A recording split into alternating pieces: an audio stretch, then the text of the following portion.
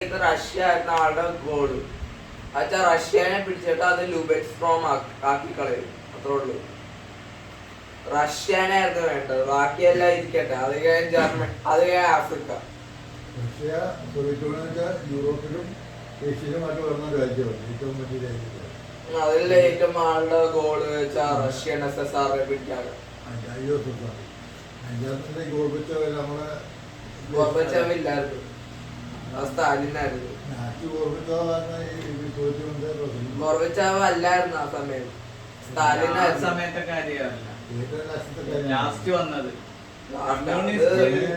അത് ആള് ഭയങ്കര വീക്കായിരുന്നു. ഗോർബച്ചേവിനെ അമേരിക്ക ചാക്കിട്ട് പിടിച്ചാണ് അത് സ്പ്ലിറ്റ് ചെയ്തത്.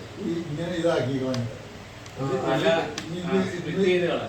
പ്രശ്നമൊന്നും അല്ലെങ്കിൽ ഇന്നും ലോകശക്തിയായിട്ട് ഈ യുക്രൈൻ യുദ്ധം ഉണ്ടാകത്തില്ല. അത് യുക്രൈൻ ഇൻഡിപെൻഡന്റ് ആതോലും ഇല്ല. അതെങ്ങനെയാവും? യുക്രൈൻ അന്ന് കിടക്കുന്നത് അത് യുക്രൈൻ SSR. യുക്രൈൻ SSR അതന്നെ യുക്രൈൻ SSR. അത് വെച്ചാൽ സോവിയറ്റ് യൂണിയൻ എന്ന് പറയുന്ന ഒറ്റ രാജ്യമല്ല, ഇങ്ങനെ കുറെ SSRs ഒക്കെ ഉണ്ട്. കസാക്കിസ്ഥാനും അതെല്ലാം ഇൻഡിപെൻഡന്റ് ആയിരുന്നു, പക്ഷെ അതെല്ലാം സ്റ്റാലിന്റെ കീഴിലായിരുന്നു. അത് വെച്ചാ ചെറിയ ഓട്ടോണമി ഉണ്ട്, പക്ഷെ എല്ലാം സോവിയറ്റിന്റെ അടിയിൽ. അത് വെച്ചാൽ സോവിയറ്റ് എന്ന് പറയുന്ന വേറെയാ. അത് വെച്ചാൽ ഈ പാർലമെന്റ് ഇല്ലേ, പാർലമെന്റിനെ വിളിക്കുന്ന സോവിയറ്റ്. ഡൂമ അല്ല, ഡൂമ സാർ അലക്സാണ്ടറുടെ ആ സമയത്ത് അത് മാറ്റിയിട്ട് സോവിയറ്റ് എന്നാ വിളിക്കുന്നത്. ഈ സോവിയറ്റ് യൂണിയൻ എന്ന് വെച്ചാൽ കുറെ സോവിയറ്റ്സ് ഉണ്ട്. വെച്ചാൽ യുക്രൈനിൽ ഒരു വേറെ സോവിയറ്റ് ഉണ്ട്, കസാക്കിസ്ഥാനിൽ ഒരു വേറെ സോവിയറ്റ് ഉണ്ട്, റഷ്യൻ SSRൽ ഒരു വേറെ സോവിയറ്റ് ഉണ്ട്. ആ എല്ലാ സോവിയറ്റിന്റെ ഹെഡിലാണ് സോവിയറ്റ് യൂണിയന്റെ ലീഡർ ചെയർമാൻ. അത് സ്റ്റാലിൻ. അത് ക്രെംലിൻ എന്നാ വിളിക്കുന്നത്.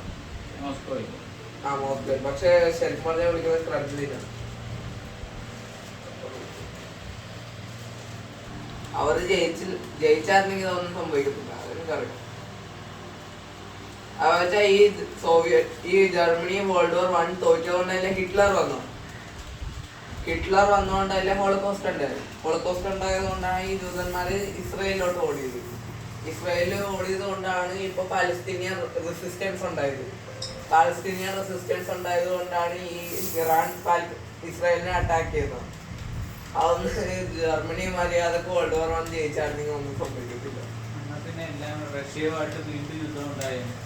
അല്ല, റഷ്യയുമായിട്ട് യുദ്ധം ഇല്ലായിരുന്നു. അത് വെച്ചാൽ റഷ്യയും ജർമ്മനി കുഴപ്പമില്ലായിരുന്നു. അത് വെച്ചാൽ റഷ്യയും ജർമ്മനി ആളായിരുന്നു. അത് വെച്ചാൽ എൻഡില് അത് വേറെ ഇതായിരുന്നു. അത് വേൾഡ് വാർ 1 ആദ്യം ഇവരെല്ലാരും ടീം അപ്പ് ചെയ്ത് ജർമ്മനീനെ അറ്റാക്ക് ചെയ്യാൻ പോയി. പക്ഷേ ഈ റഷ്യൻസ് ഭയങ്കര ഇൻകോമ്പിറ്റന്റ് ആയിരുന്നു. അത് വെച്ചാൽ ആ സമയം സാർ നിക്കോളസ് ആയിരുന്നു. അത് വെച്ചാൽ സോവിയറ്റ് യൂണിയൻ അല്ലായിരുന്നു, അത് റഷ്യൻ എംപയർ ആയിരുന്നു വേൾഡ് വാർ 1 സമയത്ത്. അപ്പൊ ആള് ഭയങ്കര ഇൻകോമ്പിറ്റന്റ് ആണ്. അത് വെച്ചാൽ പൊട്ടണ സാർ നിക്കോളസ് ഒരു മഹാപൊട്ടണ. അതുകൊണ്ട് ജർമ്മനി പെട്ടെന്ന് ആളെ അടിച്ചിട്ട് ആള് പീസല്ല. ആ സമയം ലെനിന് സ്വിറ്റ്സർലൻഡിലല്ലായിരുന്നു. അപ്പൊ ഈ ജർമ്മൻസ് വന്ന് ലെനിനെ അടുത്ത് തിരിച്ച് റഷ്യയിലോട്ട് വിട്ടു ലെനിനെ. അങ്ങനെ ലെനിൻ ബോൾഷെവിക് റെവല്യൂഷൻ ചെയ്ത് അപ്രൈസിങ് ചെയ്ത് സോവിയറ്റ് യൂണിയൻ ആക്കി.